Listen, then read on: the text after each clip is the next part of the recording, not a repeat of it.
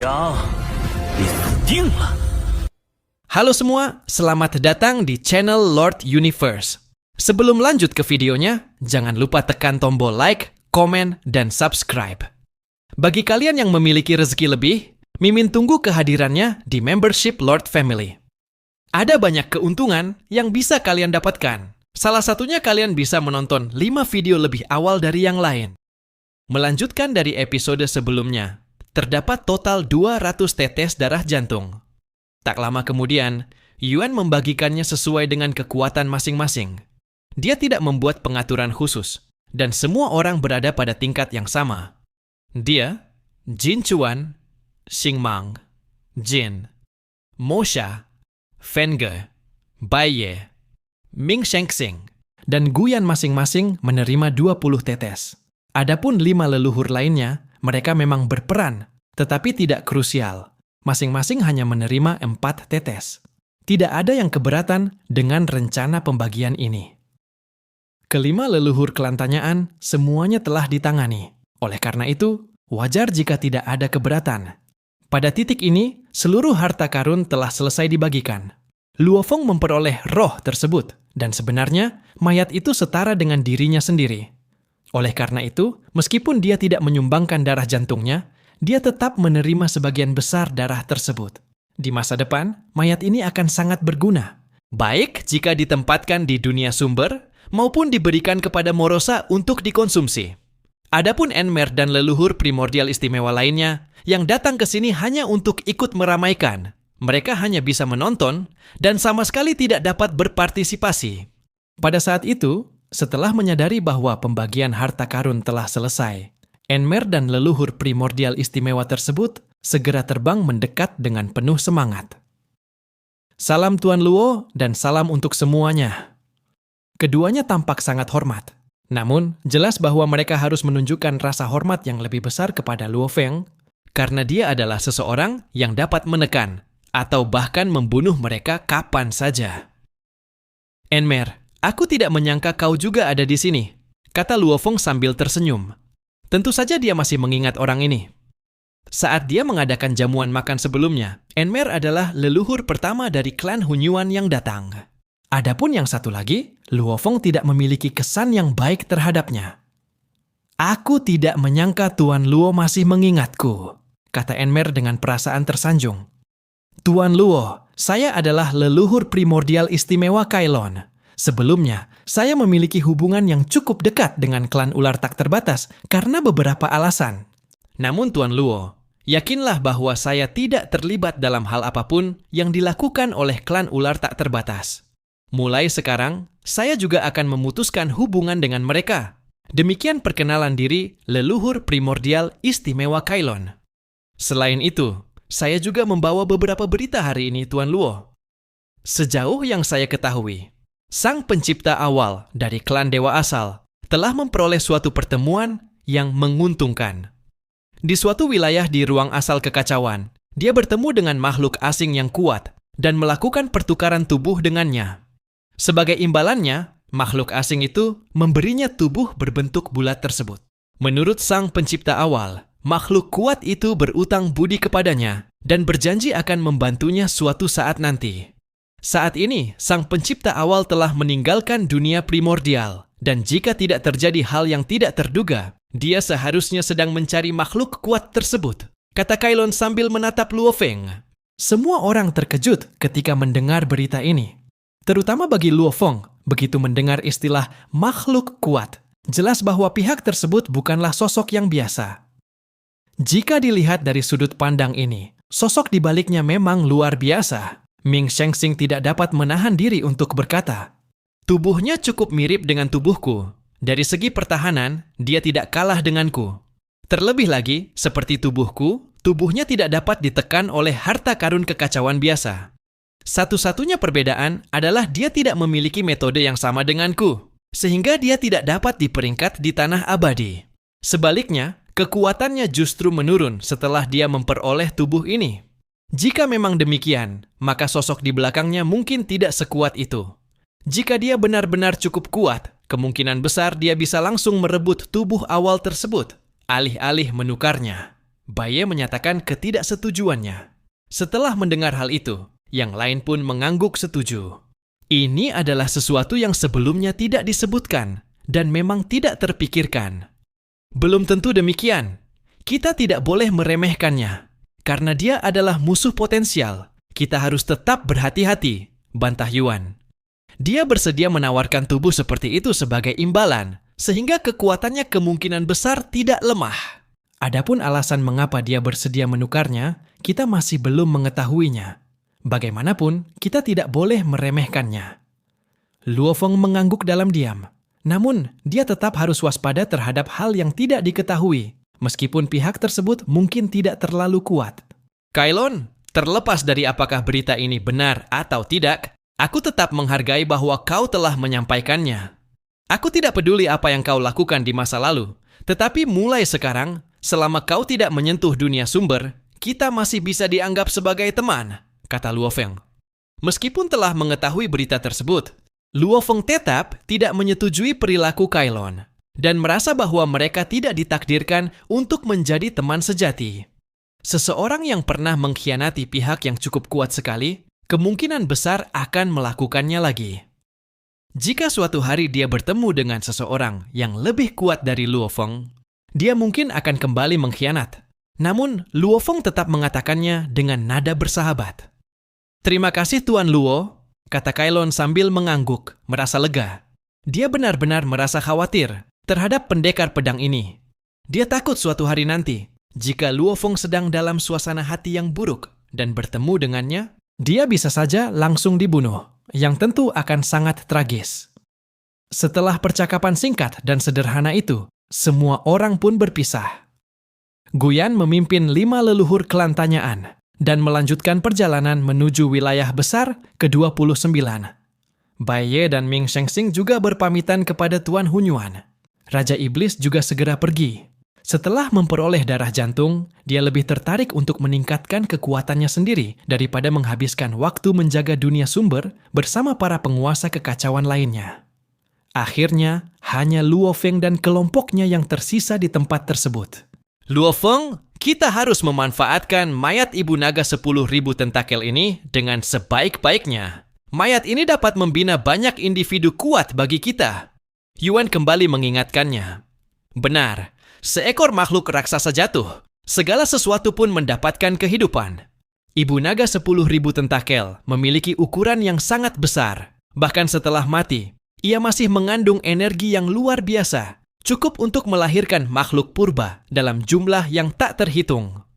Kali ini, makhluk ini juga telah merusak banyak bagian dari dunia sumber. Membunuhnya adalah hukuman yang setimpal. Sekarang, sudah sewajarnya kita memanfaatkan mayatnya sebagai balasan, kata Luo Feng sambil mengangguk. Untungnya, yang satu ini masih dalam tahap muda. Jika itu adalah ibu naga 10.000 tentakel yang sudah dewasa, kemungkinan besar seluruh wilayah kita akan dilanda bencana. Ibu naga 10.000 tentakel tidak kalah mengerikan dibandingkan binatang dunia dalam legenda dunia asal.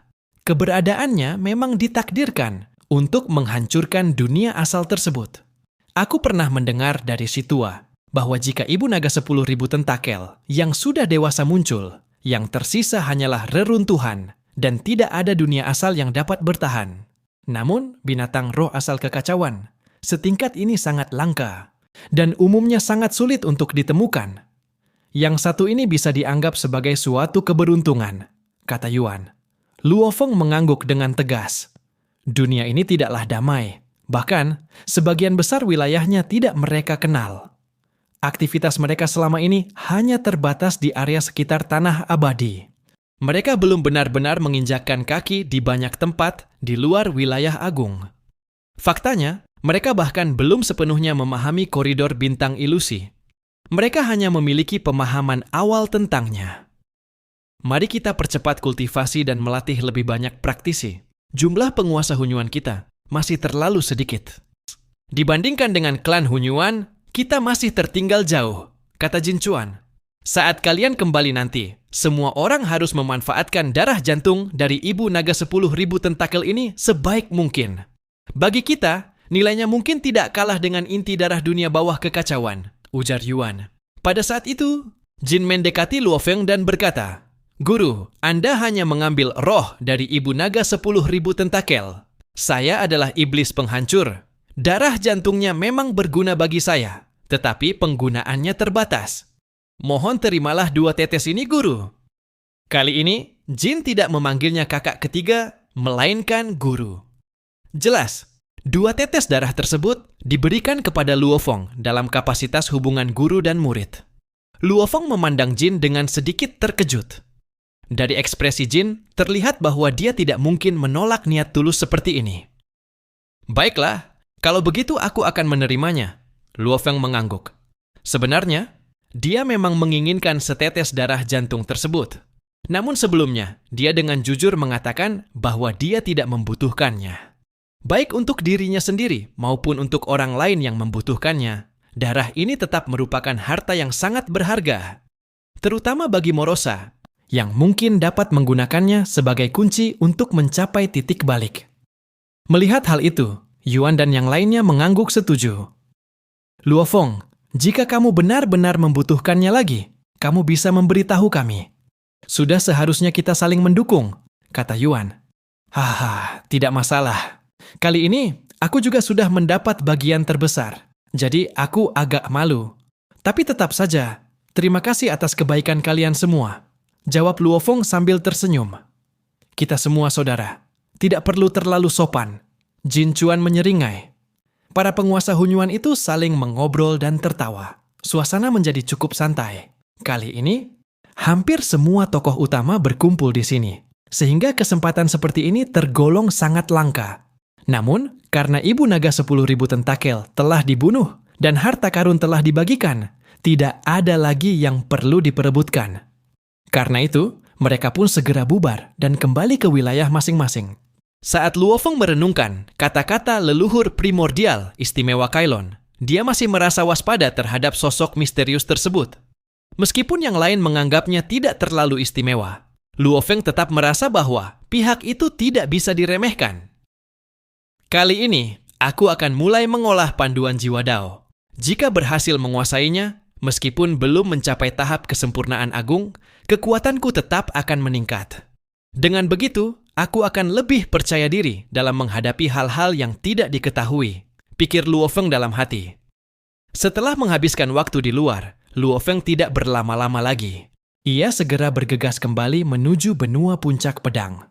Setelah mempertimbangkan sejenak, Luo Feng memutuskan bahwa akan lebih baik jika untuk sementara waktu dia menempatkan jasad ibu naga 10.000 tentakel di benua puncak pedang.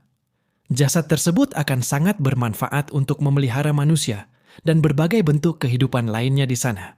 Dalam skenario terburuk, dia bahkan bisa meminta bantuan Xing Mang untuk membangun terowongan ruang waktu, guna memindahkan makhluk hidup dari dunia sumber terdekat ke tempat ini dengan menggunakan teknik rahasia. Sebagai penguasa ruang, jika pencapaian Xing Mang dalam Dao Ruang meningkat lebih jauh, bukan tidak mungkin hal tersebut dapat diwujudkan.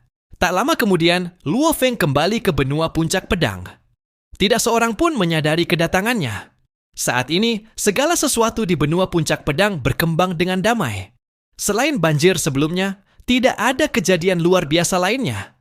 Namun, dengan adanya mayat ibu naga 10.000 tentakel di masa depan, situasi ini akan berubah. Beberapa keturunan dari naga 10.000 tentakel dapat diekstraksi dari jasad tersebut, yang kemudian dapat digunakan untuk merangsang pertumbuhan berbagai makhluk hidup di sini. Tak lama kemudian, setelah Luo Feng melakukan serangkaian proses rumit pada manik yang menyegel ibu naga 10.000 tentakel, dia menempatkan jasad yang telah disegel itu bersama dengan manik ruang penyegelnya ke dalam sebuah area terlarang yang terkenal di benua puncak pedang. Wilayah ini dikenal sebagai tempat yang dipenuhi peluang sekaligus bahaya. Ini juga merupakan lokasi paling menarik di seluruh benua, bahkan bagi makhluk tingkat tertinggi. Tidak ada seorang pun selain Luo Feng yang mengetahui bahwa setelah semua ini selesai, sebuah dunia baru akan muncul di tempat tersebut. Di dunia ini, siapapun yang memiliki kekuatan luar biasa dan kesempatan yang tepat dapat memasukinya. Saat ini, setelah campur tangan Luo Feng, bahkan makhluk tingkat tertinggi pun tidak akan langsung mati. akibat tekanan mengerikan dari ibu naga 10.000 tentakel. Sebaliknya, mereka yang berhasil masuk tidak hanya dapat memahami kekuatan ruang waktu, tetapi juga, jika beruntung, dapat memperoleh darah dari ibu naga 10.000 tentakel. Ini jelas merupakan peluang besar bagi para makhluk tingkat tertinggi. Setelah menyelesaikan semua itu, tatapan Luo Feng menembus lapisan ruang dan waktu, mengarah ke kerajaan bersayap, tempat anak yang memiliki keterikatan nasib dengannya masih belum memulihkan ingatannya. Sepertinya aku masih harus membantunya, pikir Luo Feng dengan sedikit pasrah. Luo Hai telah menjalani kehidupan selama bertahun-tahun sejak reinkarnasinya. Jika dia terus hidup seperti ini, tanpa mengalami terobosan, maka saat ingatannya kembali nanti, kemungkinan besar dia akan terpengaruh oleh kehidupan saat ini. Pada saat itu, kehidupan ini justru akan menjadi jati dirinya yang sebenarnya. Dengan pemikiran tersebut, Luo Feng langsung muncul di dalam kediaman keluarga Luo di kota Xiuhai, kerajaan Yi.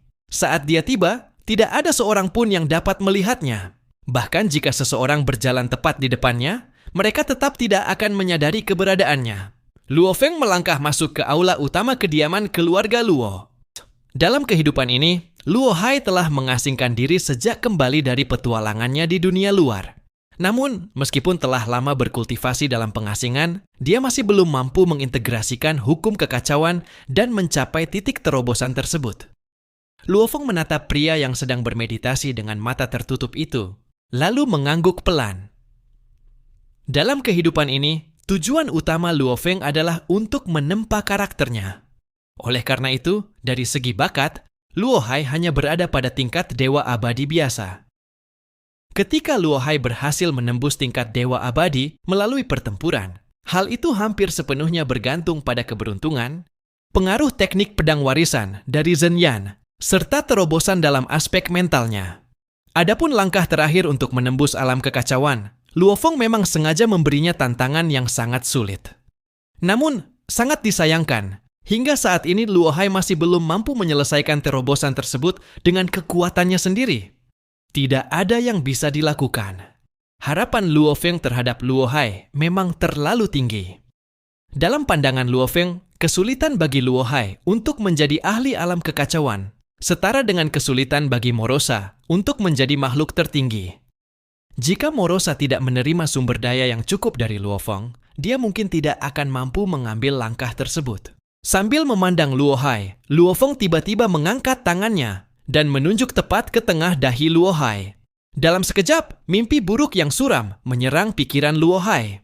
Pada saat yang sama, Luo Feng juga mentransmisikan sejumlah informasi kepadanya mengenai bagaimana seorang dewa abadi menembus ke alam kekacauan. Luo Feng hanya mengamati dengan tenang. Sesaat kemudian, Luo Hai yang sebelumnya duduk tegak tiba-tiba membuka matanya. Matanya bersinar terang, namun ketika ia melihat sosok pria berjubah putih di depannya, ia langsung terkejut. Detik berikutnya, ledakan. Pikirannya seakan meledak. Gelombang kenangan membanjiri kesadarannya tanpa henti. Dia mengingat semuanya. Seluruh kenangan dari kehidupan sebelumnya kembali menyerbu. Saat menatap pria di hadapannya, rasa keakraban itu semakin kuat, seolah-olah semuanya baru saja terjadi kemarin. Ayah! Seolah secara naluriah, Luo Hai memanggil, mengabaikan rasa sakit yang berdenyut di kepalanya. Dia mengingat perpisahan sebelum reinkarnasinya. Meskipun enggan, dia tetap memilih jalan itu dengan tekad bulat. Bahkan, dia sempat takut akan melupakan segalanya karena kata-kata Luo Feng. Namun kini, setelah semua kenangan kembali, dia menyadari bahwa kehidupan sebelumnya terasa jauh lebih nyata. Meskipun kehidupan sebelumnya lebih singkat dibanding kehidupan saat ini, kehidupan di benua puncak pedang ini justru terasa seperti mimpi. Kehidupan ini memang ada, tetapi tidak senyata kehidupan sebelumnya. Luo Feng tersenyum ketika mendengar panggilan ayah. Meskipun Luo Hai masih membutuhkan langkah terakhir untuk mencapai terobosan, sebenarnya dia hanya berjarak satu langkah lagi. Justru langkah terakhir itulah yang selama ini menahannya, membuatnya tidak mampu melangkah maju. Bantuan Luo Feng barusan hanyalah sebatas memberi pencerahan dan inspirasi. Meskipun kau belum memenuhi harapanku, baguslah kau sudah kembali, ujar Luo Feng sambil tersenyum. Saat Luo Hai berinkarnasi, Luo Feng memang bersikap cukup kejam. Namun, pada tingkat kekuatannya sekarang, tidak banyak hal yang benar-benar ia pedulikan. Salah satunya adalah ikatan keluarga. Sepanjang sejarah, banyak ahli kuat yang menjadi dingin dan tanpa perasaan. Namun bagi Luo Feng, semakin kuat dirinya, justru ikatan keluarga terasa semakin berharga. Karena, selain keluarga, hampir segala sesuatu dapat dengan mudah ia peroleh. Selain keluarga, semua hubungan lain perlahan akan memudar seiring bertambahnya kekuatan. Orang-orang hanya akan menunjukkan rasa hormat dan kekaguman kepadanya. Hanya ikatan keluargalah yang membuat Luo Feng merasa bahwa dirinya masih memiliki segalanya. Seperti kata pepatah, keegoisan seorang ahli kuat adalah keinginan untuk memiliki dunia. Namun bagiku, Luo Feng, keegoisanku adalah ikatan keluarga, sesuatu yang tidak akan pernah bisa diputus, pikir Luo Feng dalam hati. Baru setelah mendengar panggilan ayah sekali lagi, Luo Feng benar-benar memahami alasan dibalik semua tindakannya. Apakah masih ada hal lain yang ingin kau lakukan? Jika tidak, pulanglah bersamaku, kata Luo Feng sambil menatap Luo Hai. Tidak perlu, semua ini hanya seperti mimpi. Ayah, ayo pulang. Aku merindukan ibu, kakak laki-lakiku, serta kakek dan nenek, jawab Luo Hai. Saat ini, sikapnya seperti anak kecil. Luo Feng mengangguk. Tampaknya, temperamen Luo Hai memang telah mengalami perubahan besar. Apakah di masa depan, jika ia bereinkarnasi lagi, ia mampu menembus alam kekacauan, atau bahkan mencapai tingkat yang lebih tinggi dengan kekuatannya sendiri? Hal itu masih harus dilihat. Pergi! Luo Feng menyelimuti Luo Hai dengan kekuatan ilahinya. Dengan satu pikiran, keduanya langsung menghilang dari aula utama wilayah klan. Saat mereka muncul kembali, mereka sudah berada di Gunung Sembilan Alam. Kini, setelah mengetahui bahwa Luo Hai telah kembali, Luo Hongguo, Gong Xinlan, Xu Xin, dan Luo Ping segera kembali ke kediaman keluarga Luo dari berbagai dunia kecil di Gunung Sembilan Alam. Meskipun telah berlalu bertahun-tahun, perasaan mereka terhadap Luo Hai tetap mendalam. Bahkan, demi mencegah diri mereka melupakan Luo Hai, mereka pernah meminta Luo Feng membuat boneka untuk mewakilinya. Sekarang, setelah Luo Hai benar-benar kembali, kenangan masa lalu kembali bermunculan satu persatu. Untuk pertama kalinya setelah sekian lama, keluarga itu kembali duduk bersama, menikmati momen kebersamaan yang hangat. Kebahagiaan sederhana seperti ini sudah lama tidak dirasakan oleh Luo Feng. Ia merasakan ketenangan dan relaksasi yang belum pernah ia rasakan sebelumnya. Sudah sangat lama sejak terakhir kali ia benar-benar tidak memikirkan apapun dan hanya menikmati momen saat ini. Setelah makan bersama, wujud asli Luo Feng diam-diam muncul di ruang primordial benua Puncak Pedang. Di tempat ini, ia dapat mempercepat aliran waktu sesuka hati, menjadikannya lokasi terbaik untuk mengolah teknik bimbingan jiwa Dao. Ditambah dengan kondisi pikirannya yang sedang tenang, Luo Feng merasa dirinya berada dalam kondisi terbaik untuk berkultivasi. Duduk bersila, Luo Feng tidak perlu menyesuaikan apapun. Ia langsung mengeluarkan sebuah bola berwarna hijau samar. Itulah roh dari Ibu Naga 10.000 tentakel. Roh ini sudah tidak memiliki kesadaran.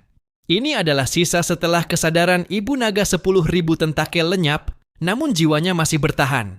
Bagi para kultivator atau leluhur, ini adalah tonik jiwa yang luar biasa. Bahkan jika tidak digunakan untuk mengolah bimbingan jiwa Dao, hanya untuk memperkuat dan mentransformasi jiwa, benda ini sudah setara dengan harta tingkat buah abadi. Sudah waktunya untuk memulai. Luo Feng menarik napas dalam-dalam. Roh itu, yang memancarkan cahaya hijau samar, melayang tepat di hadapan Luo Feng. Pada saat yang sama, mengikuti panduan dari teknik bimbingan jiwa Dao, Luo Feng mulai mengaktifkan kekuatan jiwanya. Saat kekuatan jiwa digerakkan, roh di depannya perlahan memancarkan cahaya hijau yang semakin kuat, lalu mengalir menuju puncak kepala Luo Feng. Esensi jiwa yang terkandung di dalam roh tersebut mulai diserap oleh Luo Feng. Pada saat itu juga, Luo Feng merasakan bahwa kekuatan jiwanya serta makna mendalam di dalamnya mulai meningkat. Ini sudah cukup baginya untuk secara resmi mulai mengolah bimbingan jiwa Dao. Tahap awal dari teknik ini adalah mentransformasi jiwa dan menghubungkannya dengan Dao yang abadi. Untuk terus mendalami teknik Dao ini, seseorang harus membentuk segel Dao di dalam jiwanya. Sebagai contoh, Dao yang saat ini dikultivasi Luo Feng dalam teknik ini adalah Dao abadi pedang. Karena itu, pembentukan segel Dao miliknya juga berkaitan langsung dengan Dao abadi pedang. Setelah segel Dao ini benar-benar terbentuk, ia akan menjadi kartu truf terkuatnya. Ketika menyerang menggunakan kehendak jiwa, serangannya akan benar-benar mewujudkan kekuatan jalan pedang abadi dengan daya hancur yang luar biasa. Pada saat itu, serangan jiwa Luo Feng akan meningkat puluhan hingga ratusan kali lipat dibandingkan saat ini. Bahkan seorang leluhur biasa pun tidak akan mampu menahan satu serangan jiwa darinya. Jika itu adalah serangan segel Dao, maka kekuatannya akan jauh lebih mengerikan. Namun, satu roh dari ibu naga 10.000 tentakel ini mungkin tidak cukup bagi Luo Feng untuk benar-benar memadatkan segel Dao. Paling-paling hanya dapat membentuk embrionya saja. Meski begitu, peningkatan kekuatan ini tetap tidak boleh diremehkan. Luo Feng dengan hati-hati memanipulasi kekuatan jiwanya. Pada saat yang sama, kekuatan pedang di dalam jiwanya mulai beresonansi. Kedua kekuatan ini harus melalui jalinan yang tak terhitung jumlahnya sebelum akhirnya dapat memadat menjadi segel Dao. Proses ini sangat rumit, tetapi Luo Feng sepenuhnya fokus dan mencurahkan seluruh perhatiannya ke dalamnya. Setiap kali kelelahan muncul, ia segera dipulihkan oleh kekuatan jiwa yang diberikan oleh roh ibu naga 10.000 tentakel, memberinya kemampuan untuk terus melangkah ke tahap berikutnya. Luo Feng benar-benar mencurahkan dirinya ke dalam proses ini. Ia bahkan menghentikan sebagian besar aktivitas penting dari klon-klonnya dan menarik kembali seluruh kesadarannya ke tubuh utama.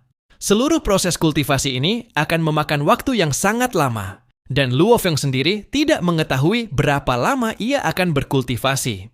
Yang bisa ia lakukan hanyalah memberikan yang terbaik. Waktu berlalu dengan tenang di tengah kultivasi tersebut. Semakin lama Luo Feng berkultivasi, semakin kuat pula perlindungan jiwanya terhadap gangguan dunia luar. Seiring dengan kemajuan kultivasinya, klon-klonnya juga mulai memasuki kondisi kultivasi yang sama. Jauh di dalam ruang purba, sangat jauh dari tanah abadi. Jika dibagi menurut wilayah agung, tempat ini kemungkinan telah melampaui jutaan, bahkan puluhan juta wilayah agung. Jaraknya benar-benar tak terbayangkan. Pada saat itu, sebuah bola raksasa melesat dan berteleportasi ke depan. Tak lama kemudian, kehampaan luas muncul di hadapannya. Kehampaan di sini sangat mirip dengan yang berada di luar tanah abadi, jernih dan bersih, tanpa adanya materi kacau sedikit pun. Namun, di tengah kehampaan yang jernih ini, terdapat suatu area luas yang diselimuti kabut berwarna ungu kemerahan, memancarkan aura yang sangat menyeramkan. Dalam cahaya redup, dapat terlihat bahwa di balik kabut ungu kemerahan itu terbentang sebuah dunia benua yang luasnya setara dengan dua dunia awal mula. Seketika, sosok makhluk berbentuk bulat raksasa muncul. Dia adalah leluhur primordial Chushi yang telah melakukan perjalanan panjang. Akhirnya aku kembali ke sini lagi, pikir Chushi dalam hati. Perjalanan ini telah memakan waktu yang sangat lama baginya. Dari dunia primordial hingga ke tempat ini, waktu yang dihabiskan untuk berteleportasi dan terbang bahkan mungkin telah melampaui 15 era. Jaraknya benar-benar sulit dibayangkan. Aku ingin tahu apakah senior itu masih berada di dalam. Chushi sempat berpikir untuk masuk dan memeriksa sendiri. Dengan kondisi tubuhnya saat ini, selama ia tidak bertindak sembarangan di benua ungu kemerahan ini, seharusnya ia masih mampu bertahan hidup. Ia masih ingat betapa berhati-hatinya dirinya saat pertama kali tiba di sini. Namun sekarang, setelah memiliki tubuh ini, ia jauh lebih percaya diri. Setelah memasuki kehampaan yang jernih, dengan satu kali teleportasi, ia langsung tiba di tepi benua tersebut. Kemudian, dengan satu pikiran, ia menembus membran batas yang samar dan memasuki dunia di dalamnya. Ini adalah dunia yang diselimuti rona ungu kemerahan yang menyeramkan. Awan di langit berwarna ungu kemerahan, sementara daratannya sendiri menyerupai benua biasa, dengan berbagai wilayah yang memiliki warna berbeda-beda. Berbagai tumbuhan ajaib tumbuh di sini, masing-masing menjulang tinggi. Selain itu, terdapat kehidupan dalam jumlah tak terhitung, menjadikannya dunia yang luasnya setara dengan dunia primordial. Di dalam dunia ini juga tersembunyi banyak aura kuat. Jelas bahwa terdapat cukup banyak makhluk tingkat leluhur. Namun, berbeda dengan dunia awal mula, dunia benua ini tidak menolak kehidupan dari luar. Baik makhluk asli maupun pendatang dapat hidup di sini dengan perlakuan yang sama. Sekarang, di sebuah lembah dalam dunia benua tersebut, di mana ruang dan waktu terus berubah, berdiri sebuah istana besar berwarna hitam pekat. Di ruangan terdalam istana yang sunyi, terdapat sosok tinggi dengan penampilan yang identik dengan klan dewa asal. Perlahan, dia membuka matanya yang tertutup. Jadi, karena dialah aku masih memiliki hutang karma yang belum terselesaikan. Seketika, ia menyadari sesuatu. Pantas saja aku tidak mampu menyelesaikan langkah terakhir dalam kultivasiku. Ternyata, aku terhalang oleh hutang karma ini. Tatapannya menembus dunia luar, langsung melihat Chuxi yang baru saja memasuki dunia benua tersebut. Awalnya, ia menginginkan tubuh fisik itu, dan sebagai gantinya ia membuat sebuah janji yang tampaknya tidak terlalu penting.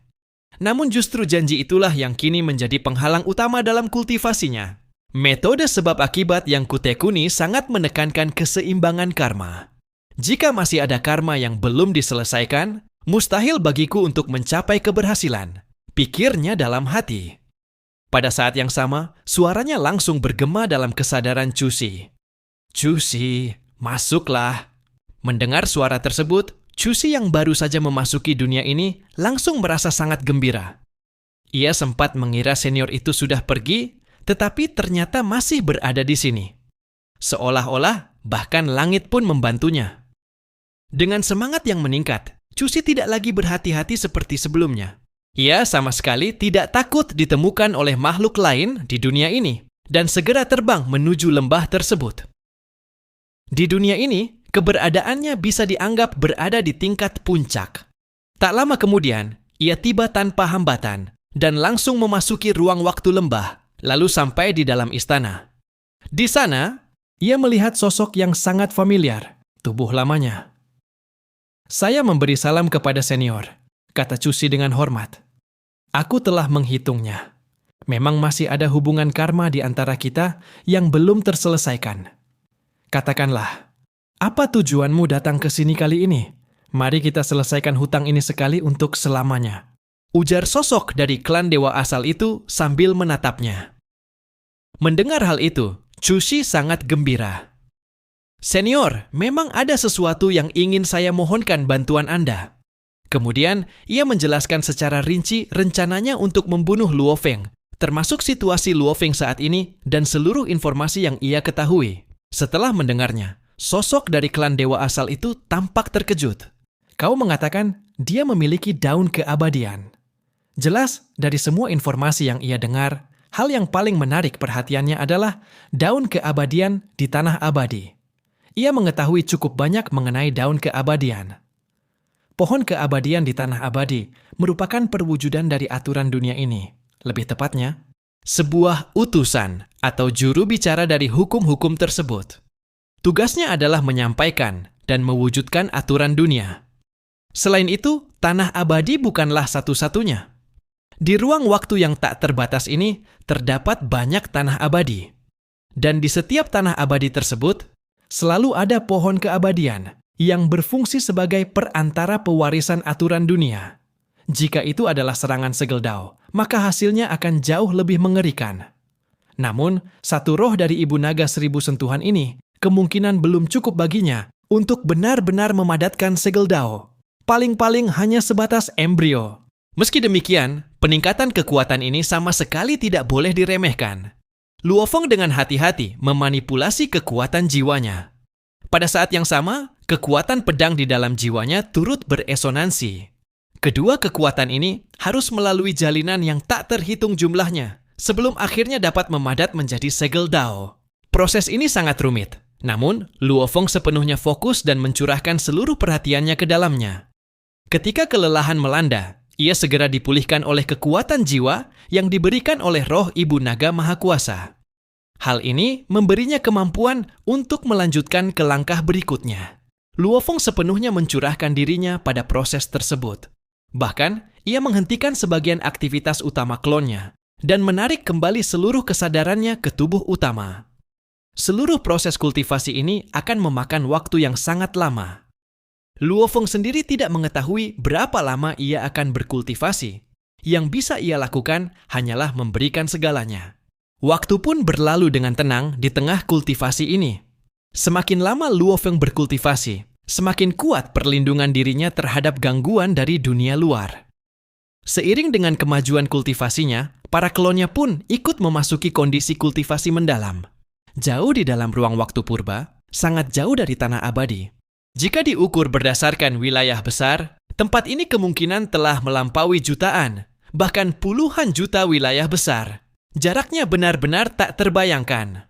Pada saat itu, sebuah bola raksasa melesat dan terus berteleportasi ke depan. Tak lama kemudian, kehampaan luas muncul di hadapannya. Kehampaan di tempat ini sangat mirip dengan yang berada di luar tanah abadi. Jernih, bersih, dan tanpa kekacauan materi. Namun, di tengah kehampaan yang bersih tersebut, terdapat sebuah area luas yang dipenuhi kabut berwarna ungu kemerahan, tampak sangat menyeramkan. Di bawah cahaya redup, terlihat bahwa di balik kabut itu terdapat sebuah dunia benua yang luasnya setara dengan dua dunia awal mula. Seketika, muncullah sebuah makhluk berbentuk bola raksasa. Ia adalah leluhur primordial yang telah melakukan perjalanan panjang. Akhirnya aku kembali ke sini lagi, pikirnya dalam hati. Perjalanan ini telah memakan waktu yang sangat lama. Dari dunia primordial hingga ke tempat ini, waktu yang ia habiskan untuk berteleportasi dan terbang, bahkan mungkin telah melampaui 15 zaman, jaraknya sungguh tak terbayangkan. Aku ingin tahu, apakah orang tua itu masih di dalam? Ia sempat ragu, namun akhirnya memutuskan untuk masuk dan memeriksa. Dengan kondisi tubuhnya saat ini, selama ia tidak bertindak gegabah di benua ungu kemerahan itu, bertahan hidup seharusnya bukan masalah besar. Ia teringat betapa berhati-hatinya dirinya saat pertama kali datang ke tempat ini. Namun kini, setelah memiliki tubuh ini, ia jauh lebih tenang.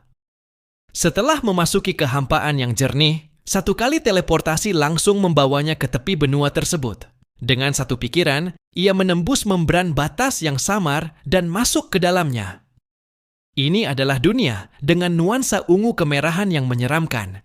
Langit dipenuhi awan berwarna ungu kemerahan. Namun, daratan benuanya sendiri tidak jauh berbeda dengan benua biasa, dengan berbagai warna wilayah yang beragam. Berbagai tumbuhan ajaib tumbuh menjulang tinggi. Masing-masing tampak luar biasa. Selain itu, terdapat kehidupan dalam jumlah yang tak terhitung, menjadikan dunia ini setara luasnya dengan dunia primordial. Di dunia ini juga tersembunyi banyak aura kuat. Jelas terdapat cukup banyak makhluk tingkat leluhur. Namun, berbeda dengan dunia awal mula, dunia benua ini tidak menolak kehidupan dari luar. Baik makhluk asli maupun pendatang, semuanya diperlakukan sama. Saat ini, di sebuah lembah dalam dunia tersebut, tempat ruang dan waktu terus berfluktuasi, berdiri sebuah istana besar berwarna hitam pekat. Di ruang terdalam yang sunyi, terdapat sosok tinggi dengan penampilan identik seperti klan dewa asal. Perlahan, ia membuka matanya. Jadi, karena dia, aku masih memiliki hutang sebab akibat yang belum terselesaikan. Tiba-tiba ia tersadar. Pantas saja aku tidak mampu menyelesaikan langkah terakhir kultivasi. Ternyata, aku terjebak dalam karma ini. Tatapannya menembus dunia luar. Ia langsung melihat sosok Cusi yang baru saja memasuki dunia ini. Awalnya, ia hanya menginginkan tubuh fisik tersebut dan membuat janji yang tampak sepele. Namun justru janji itulah yang kini menjadi penghalang terbesar dalam penguasaan Dao, sebab akibat miliknya. Metodeku berfokus pada sebab akibat. Jika masih ada karma yang belum terselesaikan, mustahil untuk berhasil, pikirnya. Suaranya kemudian langsung terdengar di benak Cusi. Cusi, masuklah. Mendengar suara itu, Cusi langsung dipenuhi kegembiraan. Ia sempat mengira senior tersebut telah pergi. Tak disangka, ia masih berada di sini.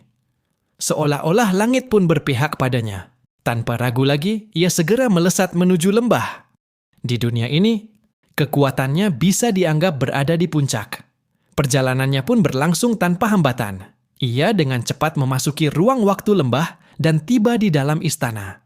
Di sana, ia melihat sosok yang sangat familiar, tubuhnya di masa lalu.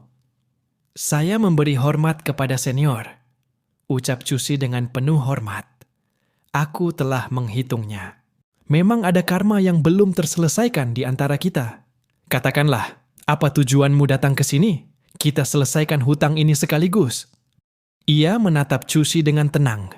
Mendengar itu, Cusi sangat gembira. "Senior, memang ada sesuatu yang ingin saya minta bantuan."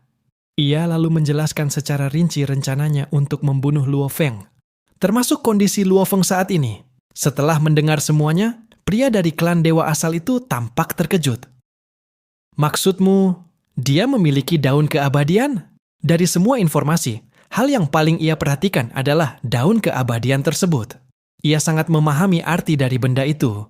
Pohon keabadian di tanah abadi merupakan perwujudan dari aturan dunia. Lebih tepatnya, utusan dari hukum langit dan bumi. Tidak hanya ada satu tanah abadi. Di dalam ruang waktu tak terbatas, terdapat banyak tanah abadi. Dan masing-masing memiliki pohon keabadian sebagai sarana pewarisan hukum dunia. Penerus pertama dari setiap tanah abadi akan memperoleh daun keabadian. Ini berarti mendapatkan anugerah dari aturan yang memungkinkan pemahaman lebih dalam terhadap hukum langit dan bumi. Selain itu, perolehan daun keabadian bergantung pada potensi individu. Jika potensinya cukup, daun keabadian akan turun. Jika tidak, hampir mustahil untuk mendapatkannya. Mengetahui Luo Feng memiliki daun keabadian, ia langsung menyadari orang ini bukanlah sosok biasa. Potensinya sangat mencengangkan.